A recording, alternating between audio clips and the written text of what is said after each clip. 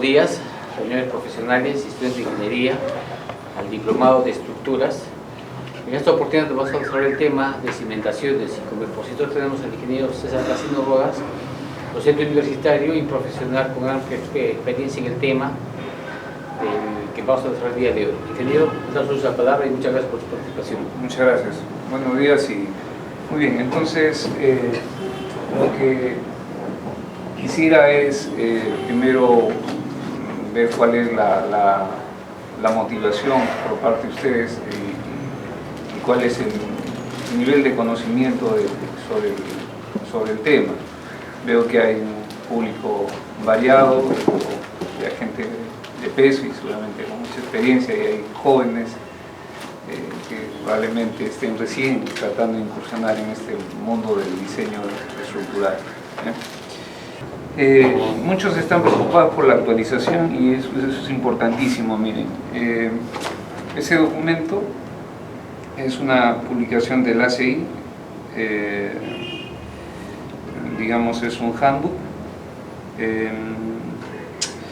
que son 2 tomos, yo aquí solo tengo un tomo.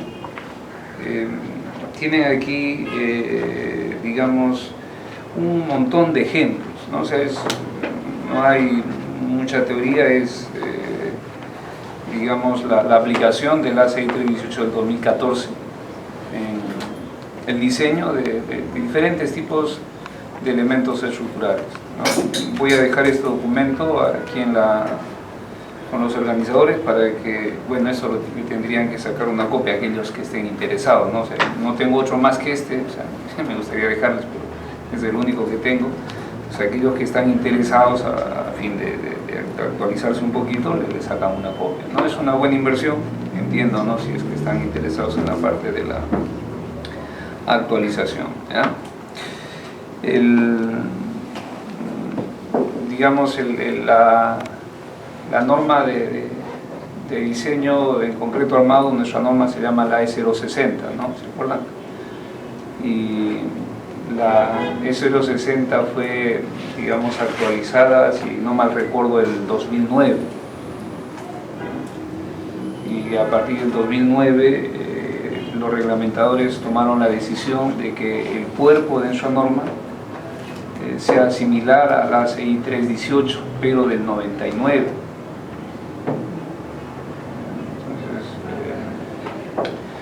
Seguramente ya en el tiempo de nuestra norma, ya seguramente los reglamentadores deben estar trabajando en nuevas actualizaciones, ¿no? Pero sí hay que tener claro que esta nueva norma, la E060, está actualizada con una edición muy antigua del ACI 318, ¿no? del 99. La versión del 2014 del ACI, que es, digamos, nuestra referencia principal para el diseño de los elementos de concreto armado, el 2014 ha sufrido un cambio significativo en la forma de presentación. No sé si han visto el ACI 318 2014. Yo he traído también el ACI, no lo traje ahora. En la tarde lo voy a traer el documento para aquellos que estén interesados en sacarle una copia. Eso sí está en español, lo de acá está en inglés, ¿no? Pero como ingeniero lo que nos interesa son los números, ¿no? Sí, los números están en cualquier idioma. Y cambia, miren, a raíz principalmente el sismo que hubo acá en Chile, ¿no? Entonces ha habido una modificación muy significativa en lo que corresponde al diseño básicamente de columnas. Ustedes saben que un rol muy importante en el desempeño sísmico de una columna lo cumplen los estribos, ¿no? Los estribos son, digamos, tal vez lo más importante dentro de todo, ¿no? En una columna hablando, ¿no? Entonces ahora, por ejemplo, dependiendo del nivel del esfuerzo axial, se va, digamos, poniendo o poca o gran cantidad de estribos. Entonces, tal vez como un criterio novedoso es pensar que conviene tener secciones de columnas lo suficientemente robustas, ¿no? es decir, aquellas en las que los esfuerzos actuantes en condiciones factoradas, es decir, la carga última factorada, la mayor de todas las cargas ¿no? entre el área bruta, sea menor o igual que 0.35 del F'C. Con ese criterio se debe hacer ahora el dimensionamiento de las columnas. ¿Para qué? Para que exista poca cantidad de estribos, porque si le colocamos una sección muy pequeñita y con un esfuerzo axial muy grande, entonces probablemente sea tan exigente la cantidad de estribos que todos los fierros verticales necesiten soporte lateral. Entonces ya va a haber mucha cantidad de estribos, ¿no? Esa es, digamos, tal vez una de las actualizaciones más importantes del ACI 318 del 2014. Ahora, ya centrándonos en el curso de cimentaciones, voy a tratar de evitar ir por la parte teórica y creo que nos vamos de frente a las cosas un poquito más interesantes, o las que, digamos, a nosotros nos gusta, que son los cálculos, ¿no? Hay un buen libro para los ingenieros prácticos, ¿sí? Para aquellos que hacemos el diseño de cimentaciones, cuyo autor es Duncan. Muy buen libro, ¿no? O sea, en ese libro no van a encontrar ejemplos resueltos o desarrollados del diseño de cimentaciones.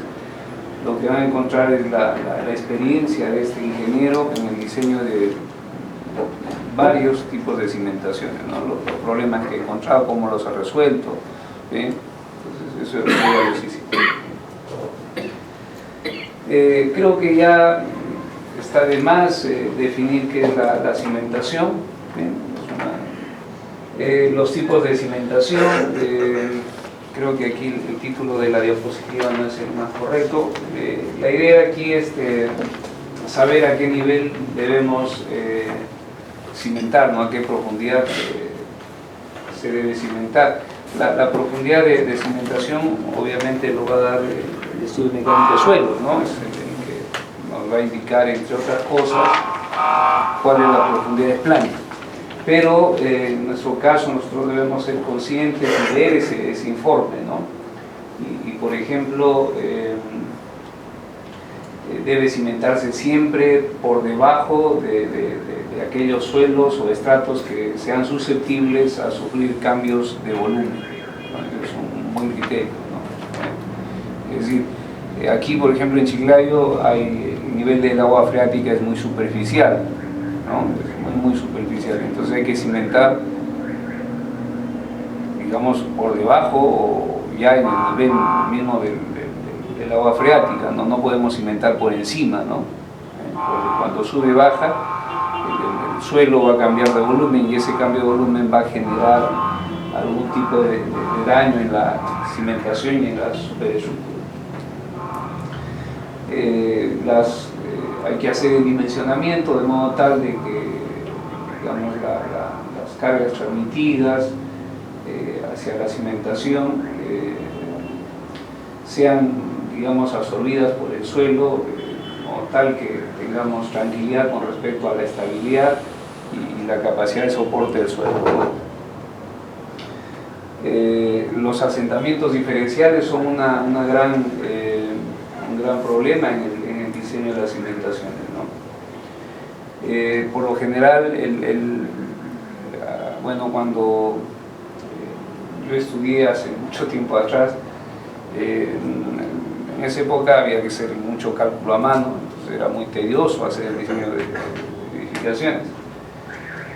Y se nos decía muy bien, pues agarra y coge la columna que tiene la mayor área tributaria, y haciendo una acumulación de carga desde el último piso hasta el primer piso, se calculaba la carga nominal o la carga de servicio en el primer entrepiso, se dividía entre la presión admisible del suelo y se calculaba las dimensiones de la zapata.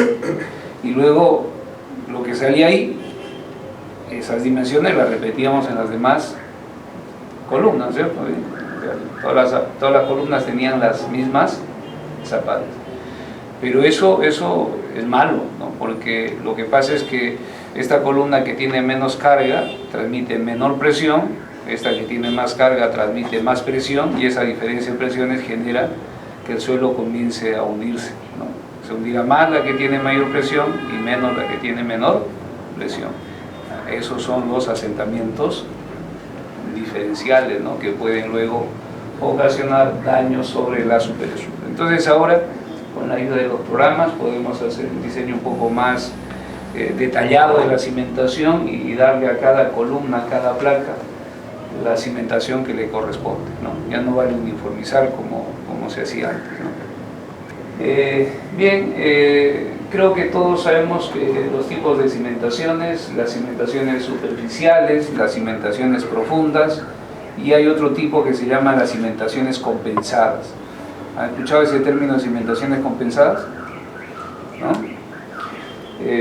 La idea en una cimentación compensada es, digamos, eso se usa cuando tenemos un suelo de muy baja capacidad portante, ¿no? Entonces, por acá tengo el edificio que tiene un peso, y luego lo que hay que hacer es excavar un volumen de suelo que sea equivalente al peso del edificio.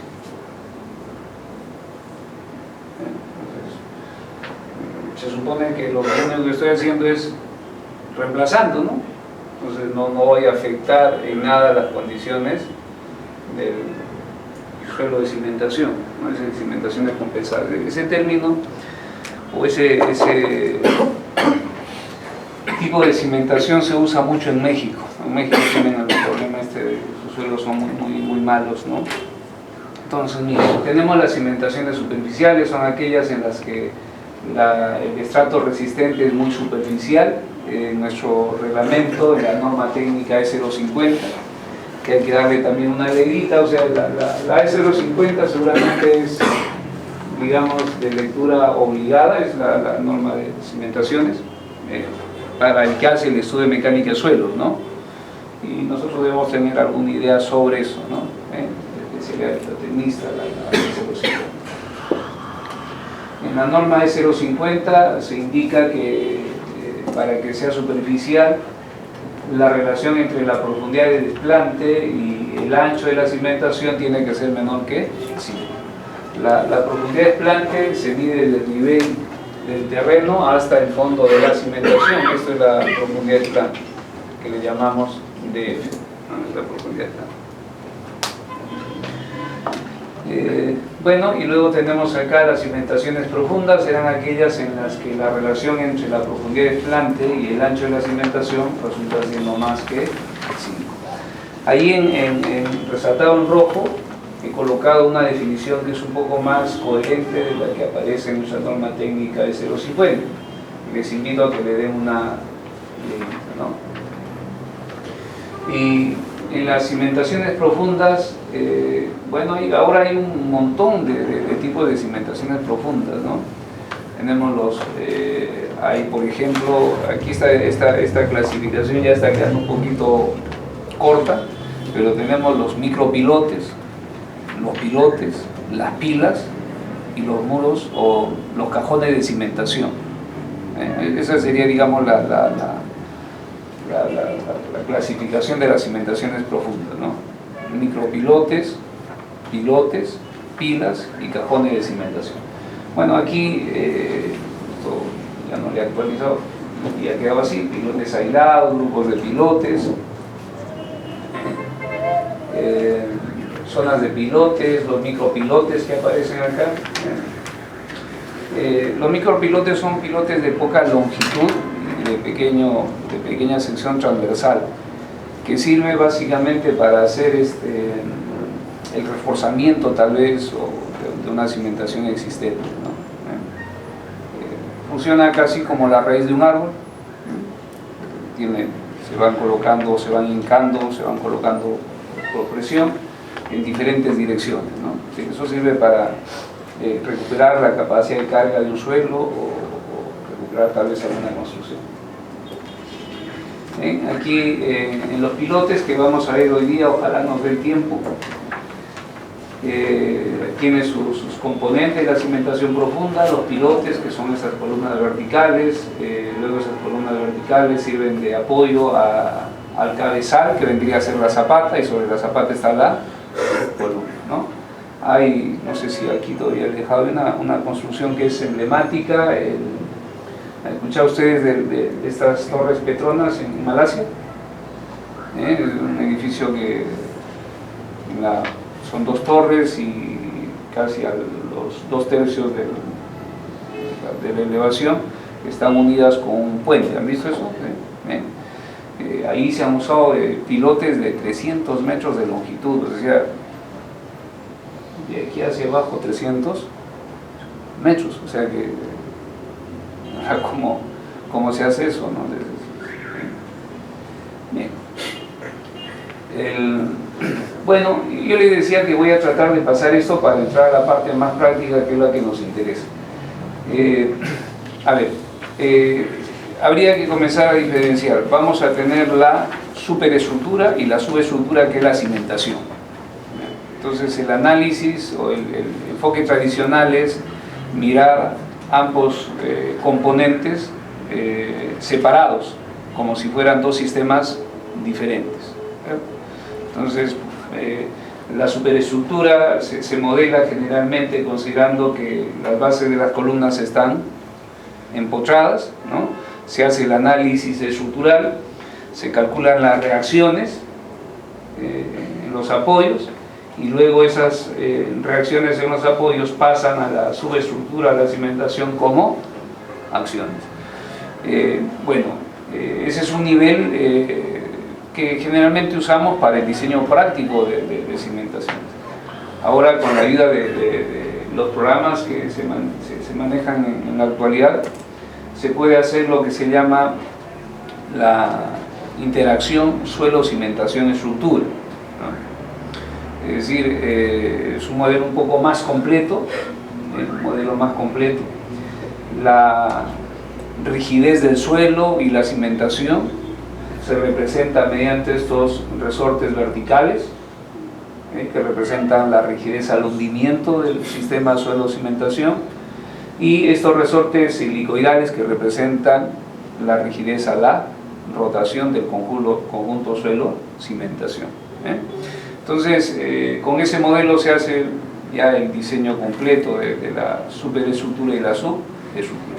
Pero por si acaso, los jóvenes son muy propensos a querer modelar absolutamente todo en un solo modelo estructural. Quieren, si es posible, que digamos hasta terminar el diseño pleno, ¿no? Es decir, que hagan todo. Estos son niveles ya poco refinados para hacer las verificaciones, pero como herramienta de diseño no es muy confiable. La cimentación debe diseñarse tal y cual nos han enseñado, o sea, siendo muy conservadores en el diseño, ¿sí? Lo de allá solamente para hacer alguna verificación, comprobación, pero no más allá de eso, ¿no? Entonces no se ven entusiasmar con los programas y vayan a pensar que ya con este modelo estructural de interacción suelo-cimentación-estructura ya tienen resuelto el problema, ¿no? La idea ahí tal vez es verificar cómo interactúa la superestructura con la cimentación y ver por dónde más o menos pueda presentar algún daño, ya sea la cimentación o la superestructura, ¿no? Esto es básicamente ya lo que corresponde al estudio de mecánica de suelos, pero sabemos nosotros que conforme se va profundizando, la presión que ejerce o la presión que se ejerce en el suelo va decreciendo, ¿no? Y no solamente en la dirección vertical, sino que también esto se va expandiendo en la dirección transversal, ¿no? ¿Cómo se llaman los de acá? Se llaman los bulbos de presión, ¿no es cierto? Lo de acá lo puse hace años porque tuve una controversia con un geotecnista. ¿Han escuchado ustedes el término que el suelo se mejora, el suelo de cimentación se puede mejorar? Sí, se puede mejorar, claro, pero las técnicas para mejorar el suelo de cimentación son la precarga, es decir, tengo por acá un suelo medio pantanoso, vengo y le pongo piedras, pesos ahí y ya lo dejo 5 o 10 años, ¿y qué es lo que va a pasar? En ese tiempo el suelo se va a volver más denso y ese incremento en la densidad va a generar un incremento de su capacidad portante, ¿no? Ese es un modo. El otro modo es mediante la inyección, por ejemplo, de cal o cemento, ¿no? Esos son modos de mejorar la capacidad portante del suelo. O a veces se reemplaza todo el suelo malo, así, ¿no? que debe tener una potencia, pues los suelos malos tienen una potencia, ¿no?, de 30 centímetros, 1,20 m, 1,50 m, se reemplaza todo, ¿no? Se saca y se reemplaza por otro suelo, puede ser, ¿no? La controversia que tuvimos con este ingeniero fue si iban a construir unas casitas de interés social en una zona que era una arena suelta, ¿no? Entonces, y esa arena suelta tenía una capacidad portante muy bajita, de 0,40 creo más o menos, ¿no?, kilogramos centímetros cuadrados, y no se podía cimentar la casita. Entonces él dijo, vamos a mejorar. ¿Y cuál era su técnica de mejoramiento? Colocar sobre la arena un relleno compactado, ¿no?, afirmado de 20 centímetros. Entonces, según él, la resistencia del suelo, que era de 0,40, se pasaba como a 2 kilocentímetros cuadrados. Entonces, de verdad que a mí, primero, me pareció un poco sorprendente, ¿no?, de que solamente colocándole 30 centímetros de afirmado, bueno, la capacidad portante del suelo se incrementa. Lo que pasa es que la capacidad portante se determina en función del estrato más débil. Entonces, si yo le pongo aquí un estrato fuerte y aquí el débil, ¿quién va a fallar? El débil, ¿no es cierto? Entonces, mi pata no entendía eso, ¿no? Y era un especialista en geotecnia, ¿no? Bueno, al final quedó el proyecto ahí, pero siempre, o sea, el comentario que va es porque el mejoramiento se puede hacer vía las técnicas que les he mencionado, ¿no? O sea, el colocar afirmado y compactarlo no significa que estamos mejorando la capacidad portante del suelo, ¿no? ¿Sí? Porque esta va a estar definida siempre por la calidad del estrato más débil, que puede estar más abajo, ¿no? Puede hacer que el estrato débil esté por acá, ¿no? Y por acá tenga estratos fuertes, entonces el que va a fallar va a ser el de acá, ¿no? Entonces la capacidad portante estará en función de este estrato débil, ¿no? Bueno, esto lo vamos a ir pasando. Estos métodos que la estructura se modela así, ¿no?, con suelo, interacción suelo-cimentación estructura, tiene una serie de supuestos, ¿no? Por ejemplo, el de acá, que solo se deforma el suelo que está por debajo de la cimentación, y eso no es cierto, se deforma también el suelo adyacente, ¿no? ¿Qué otro supuesto se plantea? Por ejemplo, que el suelo tiene un comportamiento elástico lineal. Eso no es cierto. El suelo bajo pequeñas cargas ya comienza a incursionar en el rango no lineal, ¿no? Bueno, ¿qué más por acá? A ver,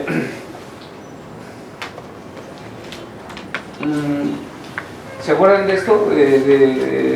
De cómo es la distribución de presiones entre el suelo y la cimentación.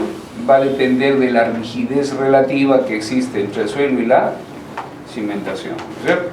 Y como suelos tenemos suelos cohesivos y suelos granulares, ¿no? Bien, y dependiendo de eso, la distribución de presiones va a ir variando. Por ejemplo, acá, en el caso de esta figurita, lo que se está tratando de indicar es que es una cimentación flexible, es delgadita. Entonces se va a deformar, ¿no?, siguiendo la deformación del suelo, ¿no? Entonces aquí, en el caso de acá, la cimentación es más rígida, ¿ya? Entonces tenemos cimentaciones muy delgaditas que son flexibles y cimentaciones muy gruesas que son rígidas. Desde el punto de vista de la seguridad estructural, siempre hay que optar por cimentaciones que sean rígidas, porque son las que van a tener mayor capacidad de controlar cualquier defecto del suelo de cimentación. Por acá se está viendo cómo es la distribución de presiones, ¿no? Es diferente, obviamente, ¿no? Aquí está la distribución de presiones en un suelo cohesivo, siguiendo la teoría clásica de la elasticidad, ¿no? Luego por acá, creo que si no mal recuerdo, he colocado para suelos granulares. La distribución de presiones es diferente, miren. Es cimentación rígida apoyada sobre un suelo cohesivo.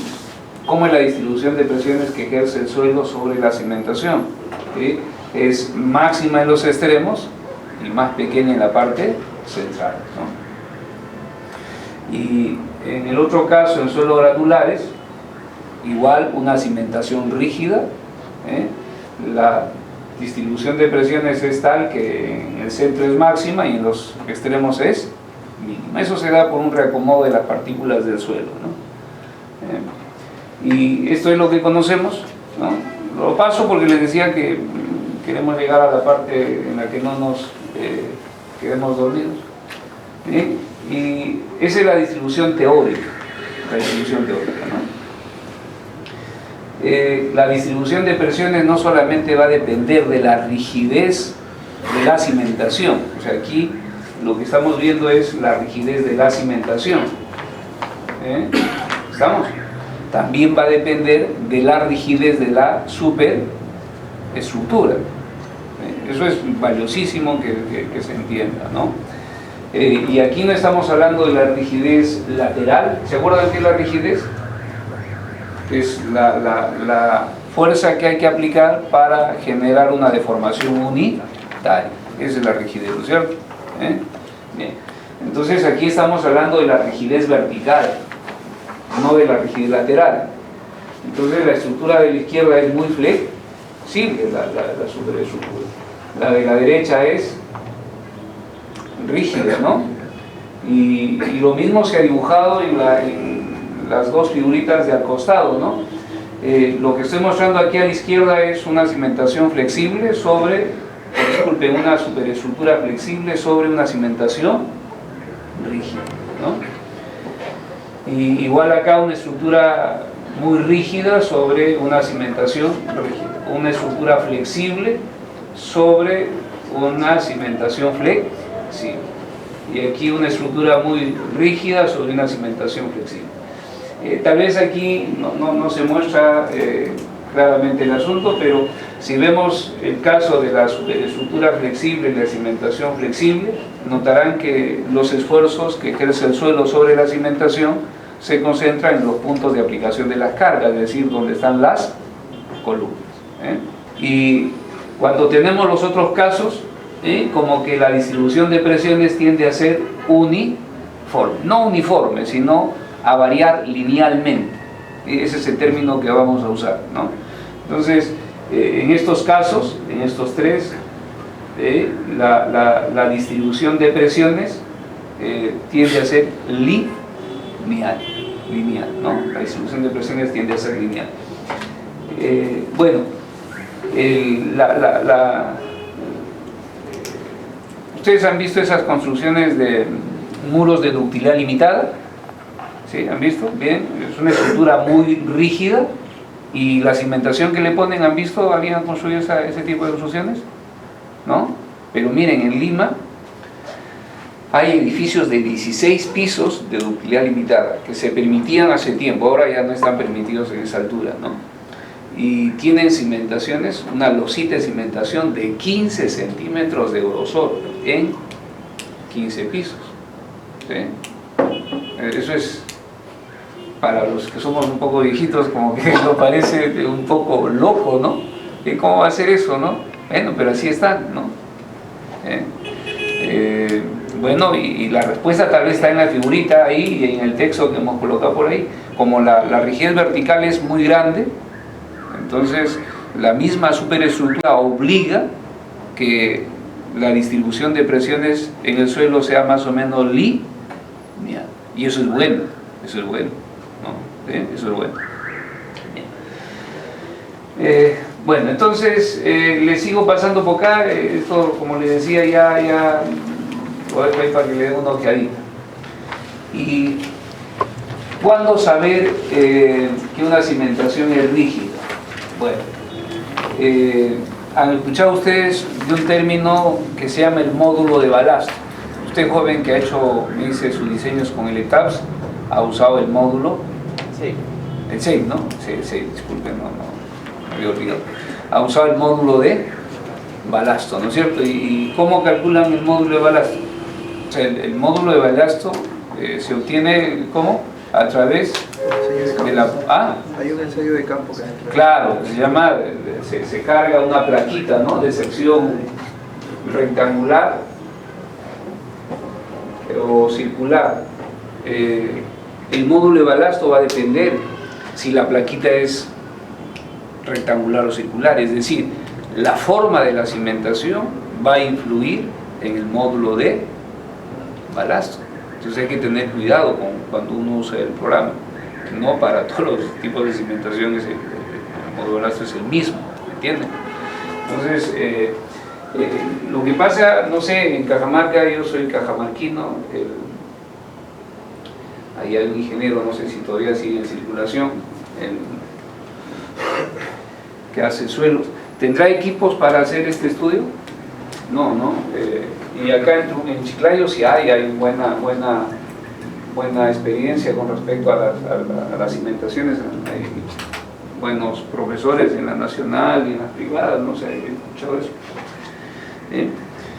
Y esto tiene una carga, tiene una área, entonces hay un esfuerzo actuante que será la carga entre área. Y además esto se va a hundir, ¿no es cierto? Bien. Por ahí adelante ya está esto, lo estoy avanzando para entrar ya a lo que corresponde al diseño principalmente, ¿no? Entonces por acá se coloca lo que se llama el hundimiento, ¿no? Y por acá el esfuerzo actuante, que es P entre A. Y se va midiendo el esfuerzo y el hundimiento que tiene el suelo, ¿no? Y se obtiene una curva que más o menos tiene esta forma. Bien. La pendiente de esa curva, la pendiente, representa la rigidez al hundimiento del suelo. ¿Se acuerdan que el término rigidez es la fuerza que se necesita para generar una deformación o un giro unitario? En este caso, si hablamos de rigidez al hundimiento, es qué fuerza necesito para que el suelo se hunda una unidad de longitud, 1 centímetro, 1 pulgada, 1 metro o lo que sea. ¿Qué fuerza necesito para generar que el suelo sufra un hundimiento unitario? Entonces, la pendiente de esto representa la rigidez axial del suelo, la resistencia que ofrece este al hundimiento. Y por acá más o menos está, lo que se hace es, hay que pedirle al que hace el estudio de suelos, que no lo va a hacer, ¿no? Pero es su trabajo, ¿no? O sea, el que hace el estudio de suelos debería darnos el módulo de balastos, ¿no? Entonces lo que hay que decirle es, mira, el edificio es de 10 pisos. ¿Cuánto pesa por metro cuadrado un edificio de concreto armado? 1 tonelada. Entonces la presión por metro cuadrado que va a generar ese edificio, ¿por medio de cuánto sería? De 10 toneladas por metro cuadrado. A eso se le llama el esfuerzo promedio. Entonces él entra con ese esfuerzo promedio acá, y luego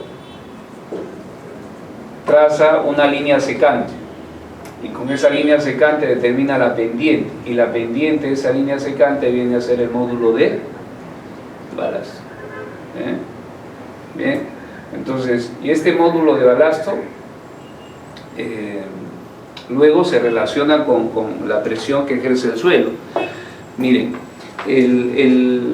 ¿se acuerdan de la ley de Hooke? ¿Qué dice la ley de Hooke? ¿Se acuerdan? Joven. Claro, que hay una proporcionalidad entre el esfuerzo y la deformación, ¿no se acuerdan? Bien, que el esfuerzo es directamente proporcional a la deformación. Entonces, si el suelo, miren, cositas que ojalá ojalá se vayan entendiendo, sobre todo para los jóvenes, porque son los que tienen mucha ilusión con respecto al uso de los programas, o sea, es decir, que creen más que al razonamiento mismo, ¿no? Y eso es un poquito medio complicado. Entonces miren, si el suelo se considera que tiene un comportamiento elástico, entonces el esfuerzo que se va a desarrollar en el suelo va a ser directamente proporcional al hundimiento.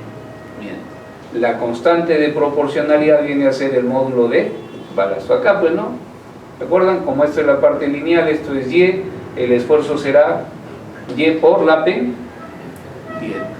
Bien, así queda, ¿no es cierto? Bien. Pero esto parte del hecho de ¿qué? De asumir que el suelo tiene un comportamiento elástico. ¿Qué suelos tienen comportamiento elástico? En Cajamarca los suelos que predominan son cohesivos. ¿Y los suelos cohesivos tienen comportamiento elástico? No tienen, ¿no? Los que más o menos tienen comportamiento elástico son los suelos granulares. Entonces, como que esto tiene sus limitaciones, entonces, ¿no? Bien. Entonces, miren, ahora, este módulo de balasto es un módulo de balasto corregido, se llama. El que nosotros usamos acá se obtiene del ensayo de placa. Recuerdan que la resistencia del suelo depende de muchas variables, ¿no? Yo no soy especialista en la parte de suelos y lo poco que me acuerdo que me enseñaron, ¿no? Depende de qué, depende de la forma, ¿se acuerdan? ¿Sí? La forma de la cimentación va a influir en la resistencia del suelo, ¿no? ¿Se acuerdan? ¿Qué otra cosa más? La profundidad desplante, ¿no? La forma influye. Va a influir la profundidad desplante, va a influir la dirección de la carga, ¿no? Si la carga es totalmente vertical o si la carga es un poquito inclinada. Entonces, este módulo de balasto que se obtiene acá es para esta placa de acá, pero ya para nuestra cimentación, el módulo de balasto que tiene que entrar acá se llama el módulo de balasto corregido. Entonces hay que corregir para tener en cuenta la forma de la cimentación. Entonces hay que hacer una corrección. Ojalá por ahí lo haya puesto esas correcciones, ¿ya? Bueno, en todo caso, miren, este es el módulo de balasto, ¿no? Que mide la rigidez axial del suelo. Y la idea era tratar de definir cuándo una cimentación es rígida, ¿no? Por ejemplo, en el caso de las zapatas aisladas, cuando el voladizo de la zapata aislada, la distancia medida desde la cara de la columna al borde de la cimentación, ese es el voladizo, sea menor o igual que esta cantidad de acá. Como ven, ahí hay términos que son conocidos. S y C representan la rigidez del concreto, S, ¿no? Y C es el momento de inercia de la cimentación. B es el ancho de la cimentación y el KSB es el módulo de balasto corregido, no el que me da el estudio de suelo, porque el estudio de suelo me da para este tamaño de plaquita. La plaquita, si no mal recuerdo, con la que se hace el ensayo, tiene estas dimensiones, 12 pulgadas por 12 pulgadas, es decir, 30 centímetros, 30 centímetros. No sé si va quedando más o menos claro. Esta curva, este valor de acá, solamente sirve para el de acá, cuando, ¿no? Pero si ya la cimentación tiene otras dimensiones, entonces el módulo de balasto va a ser diferente. Entonces, bien, aquí ya estamos hablando del módulo de balasto corregido, ¿no? Entonces, si es menor que esa cantidad, entonces estamos frente a una cimentación que es rígida. Para no ponerlo muy complicado, esto es el peralte de la cimentación, ¿no? Si el voladizo es menor o igual que 2 veces el peralte, estamos en una cimentación rígida. Si es más de 2, estamos frente a una cimentación flexible.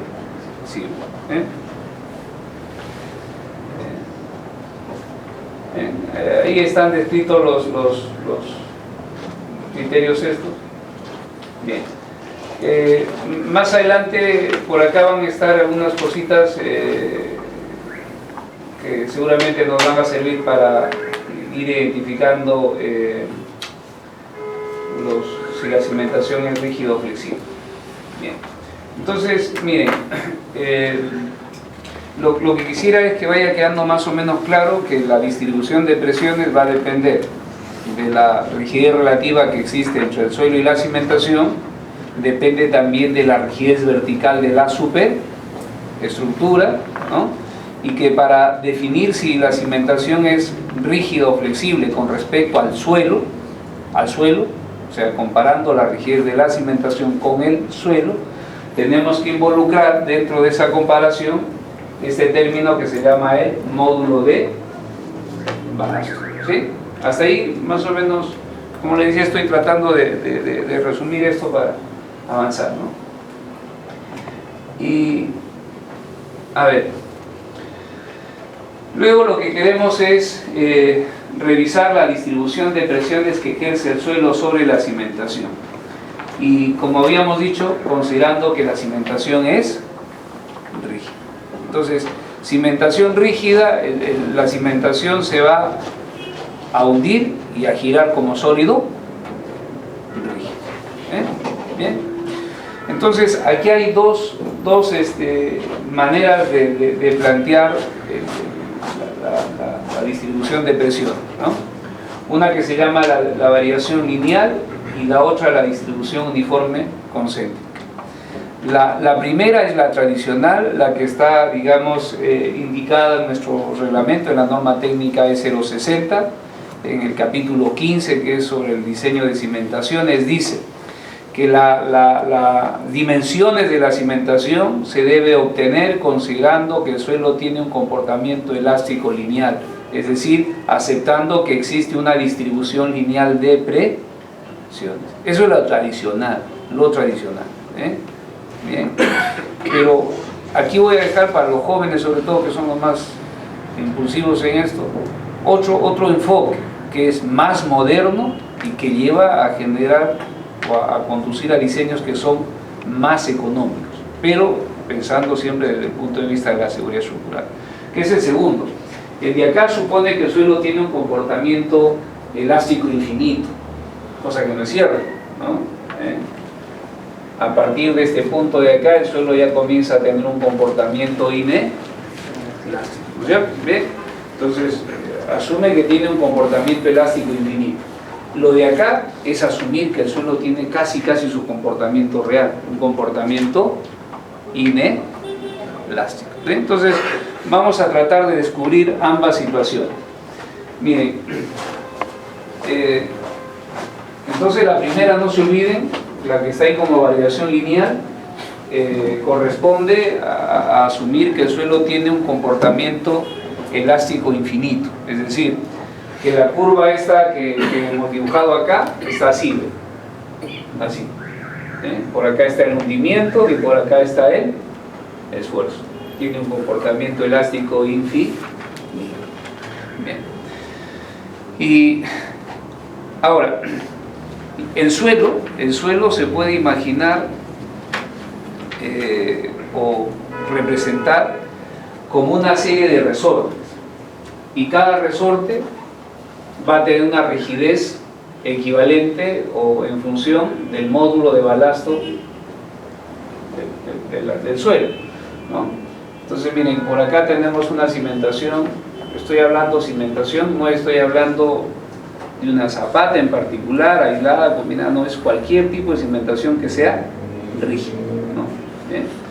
Y estamos hablando de la distribución lineal.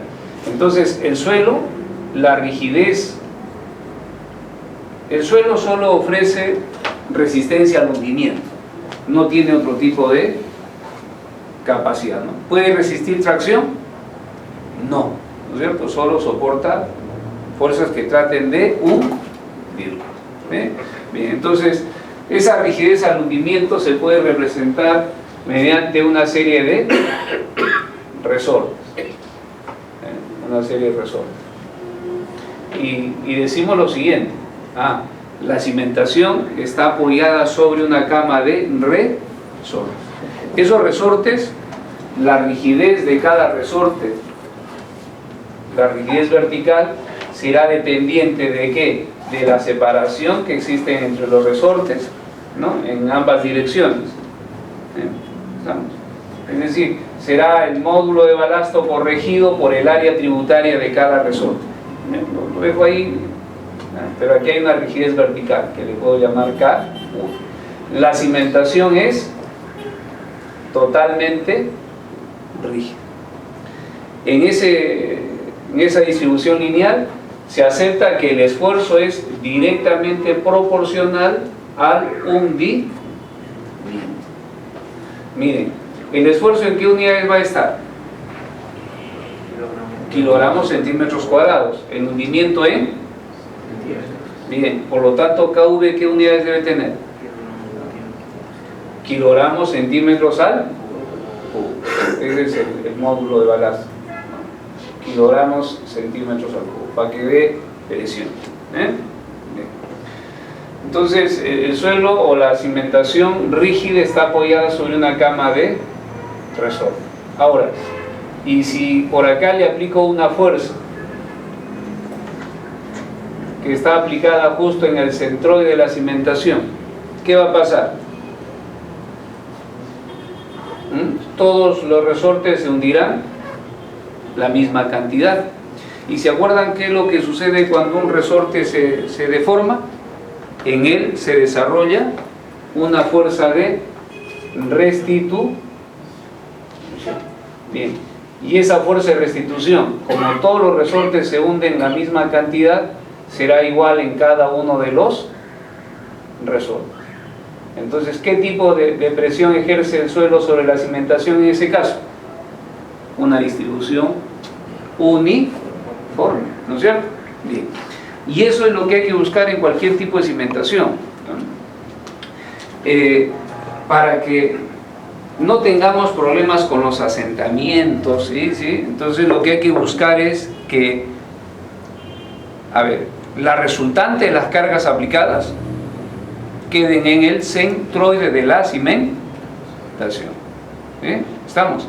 Entonces, si la resultante de las cargas aplicadas cae dentro de la cimentación o cae en el centroide de la cimentación, entonces todos los resortes van a sufrir el mismo hundimiento y lo que vamos a tener es una distribución uniforme de presiones. Es lo ideal en todo tipo de cimentación. O sea, cuando uno proyecta una cimentación, busca este ideal. No se va a poder, pero lo que hacemos es tratar. Por ejemplo, en el caso del uso del programa, ¿cómo se llama? El SAFE, ¿no es cierto? Usted modela las cargas de gravedad. ¿Incluye cargas de gravedad? Claro. Incluye también la acción del sismo. Lo ideal es que se jale de otro programa que se TAPS. Ya, muy bien. Ya. Y generaría ahí sus cargas de gravedad. Y usted diseña su cimentación considerando cargas de gravedad y sismo. Pero ahí, por ejemplo, aquellos que usan el programa sería esto. Primero hay que diseñar o dimensionar la cimentación por cargas de gravedad, ¿no? Olvidarse del sismo. Entonces, una vez que tenemos las cargas de gravedad, bajo la acción de las cargas de gravedad, hay que buscar que la distribución de presiones en toda la cimentación sea más o menos uniforme. Una vez que tengo eso, recién le pongo el sismo. Y ahí voy creciendo, conforme el sismo me lo va pidiendo, pero creciendo de manera tal que no altere la distribución de presiones producidas por las cargas de gravedad.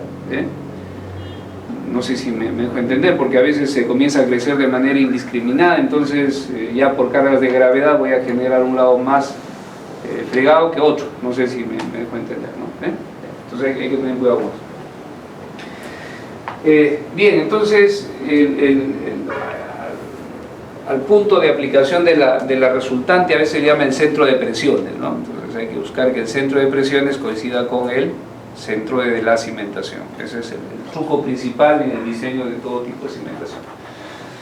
Ahora, creo que aquí también, disculpen que me vaya pasando por cosas que tal vez no esté en el programa, pero si la cimentación aquí fuese flexible, también se puede asumir apoyada sobre un suelo elástico, y ahí la distribución de presiones ya no va a ser uniforme, será mayor donde las cargas están aplicadas y menor entre los puntos de carga, ¿no? Eso es lo que va a suceder. Bueno, entonces, miren, ahora, y ya se dan cuenta, entonces esto se hunde así parejito. Y si le colocamos un momento, ¿qué va a pasar? Claro, va a haber excentricidad, pero lo que va a suceder es que primero esto se hunde y por efecto del momento esto gira. Y al girar va a generar un incremento del hundimiento en este punto y una reducción en este punto. ¿Estamos? Entonces aquí se incrementa el hundimiento, aquí la presión va a ser mayor y aquí se recupera algo del hundimiento producido por la carga axial. ¿Ven? Entonces la distribución de presiones ya va a ser lineal, ya no va a ser uniforme. Eso siempre y cuando la cimentación sea rígida. Bien. Entonces miren, aquí en las figuritas estas se ha visto lo siguiente, y esto ya seguramente ustedes ya se deben estar cansados de ver esto, pero la primera condición es cuando la carga es axial, está aplicada justo en el centro de la cimentación. Entonces la distribución de presiones va a ser uniforme. Bien. Y luego por acá, cuando ya la carga está aplicada con una pequeña excentricidad, la excentricidad significa la presencia de momento. Aquí en el diseño de cimentaciones siempre se usa un concepto que nos enseñaron en la estática y que ojalá no nos hayamos olvidado, que son los sistemas equivalentes, ¿no? Por ejemplo, aquí tengo la carga y el momento. Esto luego se puede reemplazar por un sistema equivalente que es la carga aplicada con una pequeña excentricidad. Aquí P por E tiene que dar igual a E para que sean equivalentes. La excentricidad es la razón entre el momento y la carga. Bien. Y lo que tenemos acá es lo siguiente, ¿no? Se está representando el sistema equivalente, el centroide de la cimentación y la carga desfasada con respecto al centroide. Ahora, habrán escuchado del concepto este del núcleo central, ¿no? ¿Se acuerdan? En una cimentación rectangular, el núcleo central tiene la forma de un rombo. ¿Y se acuerdan cuál era la connotación del núcleo central? Usted que es más joven, ¿se acuerdan? ¿No? Bien. Pero vendría a ser aquella región de cualquier elemento estructural en el cual debería estar aplicada la carga a fin que se presenten esfuerzos de un solo signo. Ese es el núcleo central. En el caso de cimentaciones, lo vemos así. Para que el suelo siempre esté comprimido, ¿no? Todos los resortes sufran siempre hundimiento, entonces la resultante de las cargas debe caer dentro del núcleo central, ¿no? Si queda fuera del núcleo central, significa que ya el momento es de tal magnitud que va a comenzar a estirar a los resortes, ¿no? Es decir, ¿se acuerdan? Esto está así, apoyado sobre una cama de resortes. Como la cimentación es rígida, porque eso es lo que estamos viendo, y estamos proponiendo que debe usarse cimentaciones rígidas, entonces probablemente pueda llegar a esta condición, que la cimentación gire así, aquí genere un gran hundimiento, y a partir de este punto hacia la izquierda, los resortes estén ya en tracción. ¿Los resortes pueden soportar tracción? No, el suelo no puede soportar tracción. Entonces, eso significa ya que la cimentación se está desprendiendo del suelo, ¿no es cierto? Se está desprendiendo. Entonces, para que el suelo siempre esté comprimido, la resultante de las cargas aplicadas deben caer dentro del núcleo central, siempre, ¿no es cierto? Y la geometría del núcleo central para el caso de una cimentación rectangular está ahí definida, es un rombo. Como ven, si esto es L, esta dimensión es L sextos, si esto es B, esta dimensión es B sextos, y esto también es B sextos. A veces decimos, ¿se acuerdan los ingenieros? Ya, que la resultante recaiga en el tercio central de la cimentación, ¿se acuerdan? ¿No? Eso es el término que habla. Bien, entonces si se cumple esa condición, la distribución de presiones se puede calcular con esta expresión, considerando que solo hay flexión uniaxial o flexión simple, ¿no? Momentos con respecto en este caso al eje vertical.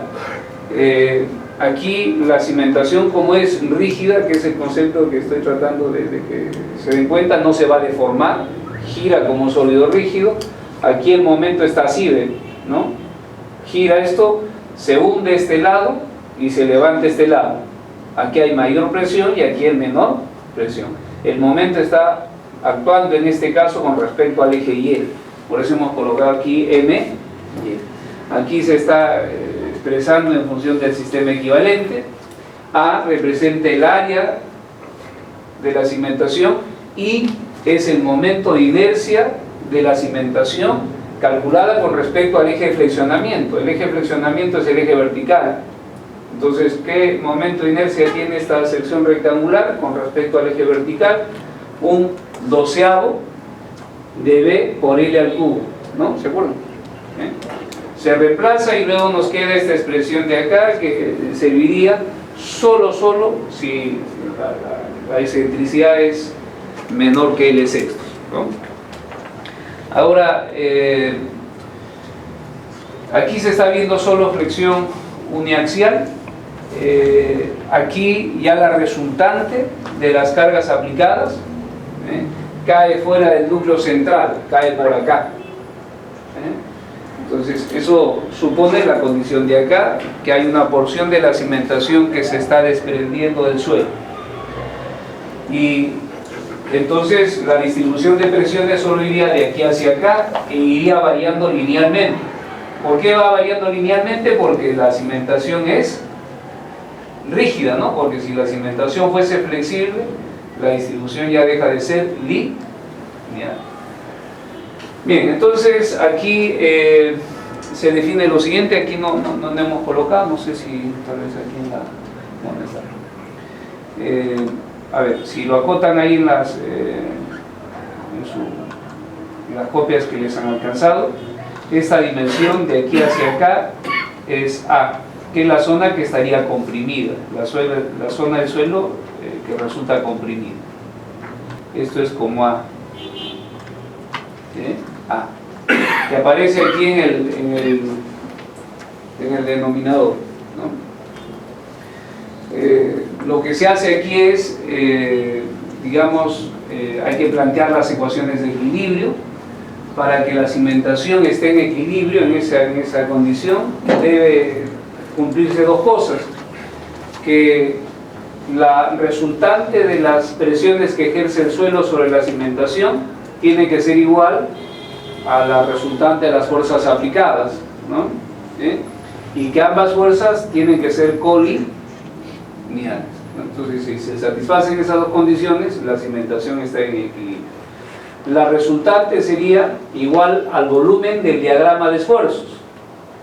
El volumen será, en este caso, un medio de la base que es A por la altura que es Q máximo, la presión máxima, y por la profundidad de la cimentación que es B.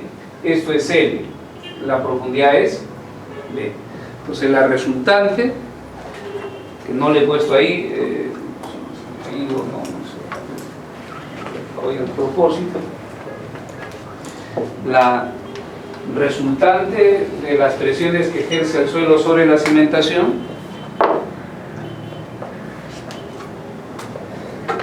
es igual a un medio de la base que es A. Recuerden, lo acotan por favor esta dimensión que se me ha pasado, es A por la altura, esa es la sección transversal, y por la profundidad.